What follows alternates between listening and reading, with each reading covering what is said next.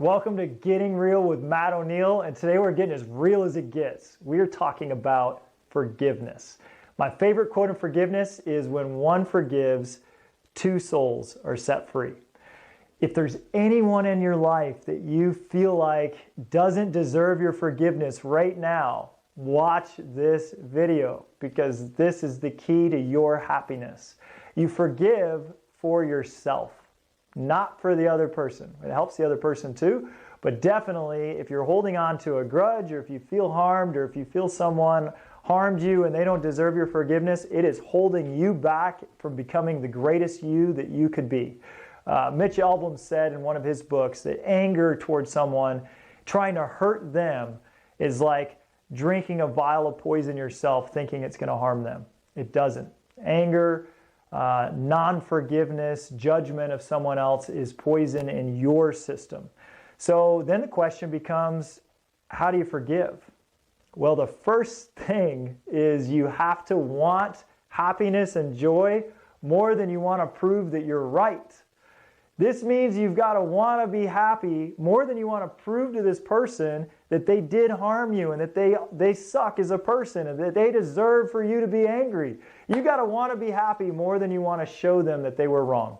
That's the hardest and most important part in the whole process. But if you could say, hey, I'd really just rather be my best self, I'd really just rather be happy than try to continue to prove that I'm right, then Byron Katie has a 4-step process that will help you forgive anybody for anything. I know it's a bold claim, but it's true. And if you want a whole bunch of examples, get her audio book, Loving What Is. It's the greatest book I think that was ever written on the topic of forgiveness, and I recommend it to everyone. Byron Katie's got 4 questions in her book. The questions are, is it true? Can I absolutely know it's true? How do I act when I think this thought? And who would I be if this thought didn't exist? So in an experience with me, I have a dad that I felt like was a bad dad. I felt like he wasn't a great dad to me when I was growing up. The first question would be, is it true? Was he a bad dad? Absolutely. I know it for a fact. He was a bad dad. But the second question, can I absolutely know it's true that he wasn't exactly the dad I needed to become the person I became? I cannot know that. It may be he was the perfect dad for me with the experiences that I went through and the trouble I went through and the challenges I went through that forged me into the person that I became today that I'm really proud of and happy I became. So maybe he was the right dad for me. That's question 2. Question 3, who am I when I'm suffering and thinking I need to prove that you are a bad dad and you need to see that you are a bad dad? Who am I in those suffering thoughts? Well, I'm my worst self. When I'm suffering in those thoughts, I'm sad, I'm quiet, I'm not a great dad myself, I'm not a great husband, I'm not a great leader of my company. The 4th question, who would I be if I couldn't think that thought anymore?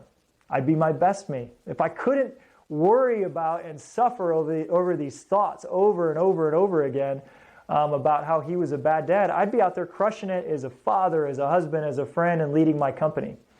So everything can hurt one time, right? Somebody could punch you in the face and break your jaw one time. But you could cut yourself and punch yourself in the face 1,000 times over through the rest of your life, worrying about that one time that you got hurt. I would recommend this. Only get hurt once and then forgive everything else so that you crush it and are happy the rest of your life. Remember, when one forgives, two souls are set free, and I hope that you find forgiveness for everything in your life too. Thanks so much.